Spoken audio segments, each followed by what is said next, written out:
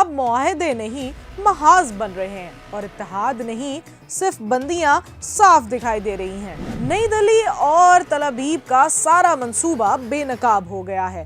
भारत, मुत्तहिदा अरब अमारात और इसराइल का नया गठजोड़ दरअसल पाकिस्तान, तुर्की और सऊदी अरब के बढ़ते हुए दिफाई इत्तेहाद के खिलाफ एक सोची समझी चाल है। क्या इंडिया अमारात मुआहदा पाकिस्तान सऊदी दिफाई शराकत दारी का जवाब है? सरकारी बयानात शायद इनकार करें, मगर हालात, वक्त और रद्द-ए-अमल कुछ और कहानी सुनाते हैं।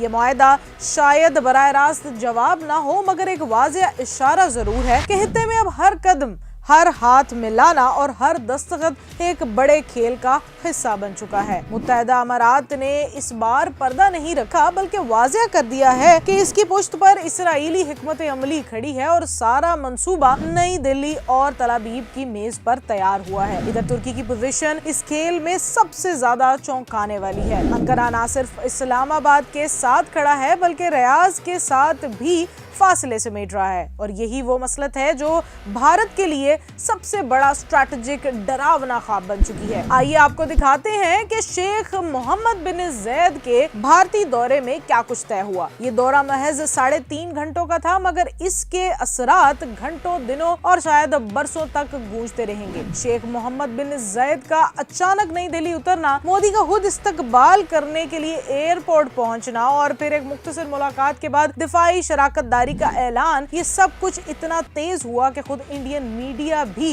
एक लम्हे को रुक कर ये पूछने पर मजबूर हो गया कि आखिर पर्दे के पीछे क्या चल रहा है। सियासत में बाज़-औक़ात दौरानिया अहम नहीं होता, और इस मुलाकात का पैगाम खामोश मगर बहुत गहरा था। ये वो वक्त है जब मशरिकी वस्ता एक बार फिर नई सिफबंदियों की तरफ बढ़ रहा है। सऊदी अरब, पाकिस्तान और तुर्की के दरमियान दिफाई और सियासी कुर्बत बढ़ रही है, और इसी दौरान इंडिया और अमारात के ये मुआहदे सामने आ रहे हैं। सवाल खुद ब खुद पैदा होता है, क्या ये महज इत्तफाक है या फिर एक सोचा समझा कदम, एक ऐसा रद्द-ए-अमल जो पाकिस्तान और सऊदी अरब के दिफाई मुआहदे के बाद दिया गया? अगर इंडिया कहता है कि नहीं, तो भी खत्ते के मुबस्सिरीन की नजरें यही कहती हैं कि इस बार बात सिर्फ दो तरफा ताउन की नहीं, तवाजुन की है। इंडिया के लिए मसला ये नहीं कि अमारात के साथ ताल्लुकात नए हैं, मसला ये है कि इस बार दिफा को मरकज में लाया गया है। तिजारत, सरमायाकारी, तवानाई, ये सब पहले भी था, मगर दिफा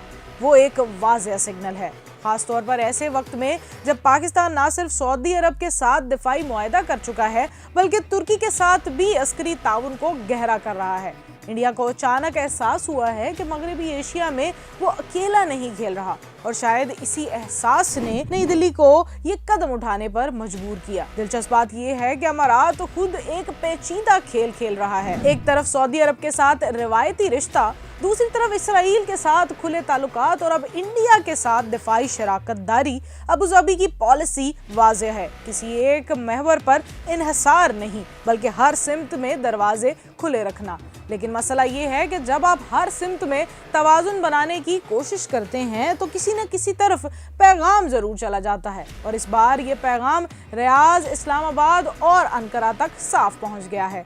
पाकिस्तान के लिए ये मंजरनामा नया नहीं, मगर अहम जरूर है। बरसों तक पाकिस्तान को ये कहा जाता था कि वो आलमी सियासत में सानवी किरदार अदा कर रहा है, मगर सऊदी अरब के साथ दिफाई मुआहदे के बाद अचानक नक्शा बदल गया। वाशिंगटन से लेकर नई दिल्ली तक सब ने पाकिस्तान को दोबारा नोटिस करना शुरू कर दिया। इंडिया को शायद सबसे ज्यादा यही बात चुभ रही है कि पाकिस्तान, जिसे वो सिफारती तौर पर दीवार से लगाने की कोशिश कर रहा था, अब एक बार फिर मरकजी गुफ्तगू का हिस्सा बन गया है। इंडिया के साबिक सिफारतकार खुद ये मानने पर मजबूर हैं कि अगर तुर्की भी पाकिस्तान और सऊदी अरब के दिफाई फ्रेमवर्क में शामिल हो जाता है, तो ये नई दिल्ली के लिए अच्छी खबर नहीं होगी।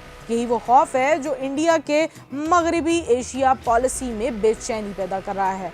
अमारात के साथ मुआहदा इसी बेचैनी का इजहार लगता है, एक कोशिश कि किसी तरह तवाजुन दोबारा कायम किया जाए। कम से कम ये दिखाया जाए कि इंडिया भी अकेला नहीं। इस पूरे मंजरनामे में इसराइल का नाम बार बार सामने आता है, और ये कोई इत्तफाक नहीं। इसराइल, इंडिया और अमारात, ये तीनों एक दूसरे के साथ मुख्तलिफ सतहों पर जुड़ चुके हैं। टेक्नोलॉजी, दिफा, इंटेलिजेंस हर जगह ताउन बढ़ रहा है। दूसरी तरफ पाकिस्तान, सऊदी अरब और तुर्की का उभरता हुआ ताउन जो ज्यादातर सलामती और दिफा के गिर्द घूमता है, ये दोनों मुख्तलिफ मॉडल्स हैं और दो मुख्तलिफ सिमतें, और यही बात खित्ते को एक नए सर्द मगर खामोश मुकाबले की तरफ ले जा रही है। इंडिया कहता है कि अमारात के साथ दिफाई ताउन किसी मखसूस वाक़े का रद्द-ए-अमल नहीं। ये बात कागज पर दुरुस्त हो सकती है मगर सियासत में वक्त सब कुछ बता देता है। अगर ये मुआहदा 1 साल पहले होता तो शायद इतनी बहस ना होती, मगर अब जब पाकिस्तान और सऊदी अरब एक दफाई फ्रेमवर्क में दाखिल हो चुके हैं,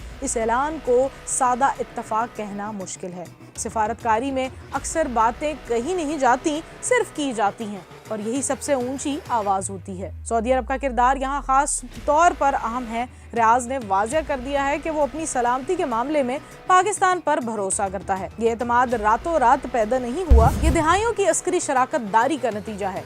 इंडिया के पास सऊदी अरब के साथ अच्छे ताल्लुकात जरूर हैं, मगर वो ताल्लुकात ज्यादातर माशी हैं, दिफाई नहीं।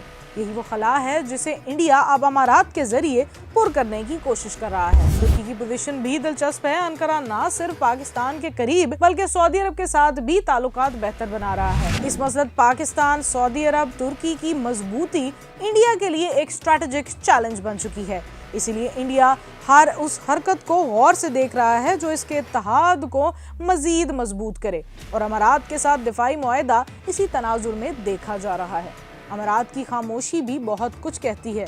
यमन से बजरीज पीछे हटना, सऊदी अरब से बराह रास्त तसादुम से गुरेज, मगर साथ ही इंडिया और इसराइल के साथ ताल्लुकात को वसअत देना, ये सब एक मुख्तात मगर मुकम्मल चालाक हिकमत अमली का हिस्सा है। अबू धाबी किसी एक कैंप में बंधना नहीं चाहता, मगर ये तवाज़ुन कब तक बरकरार रह सकता है, ये एक खुला सवाल है। इस पूरी कहानी में एक बात वाज़ेह है कि मशरिक़ वुस्ता अब सिर्फ तेल, तिजारत या मजहब की सियासत नहीं रहा, ये सलामती, दिफा और आलमी ताकतों के असर रसूख की जंग भी बन चुका है। पाकिस्तान इस जंग में अब महज तमाशाई नहीं रहा, और यही बात इंडिया को सबसे ज्यादा बेचैन कर रही है। अमारात के साथ दिफाई मुआहदा शायद इसी बेचैनी का अमली इजहार है।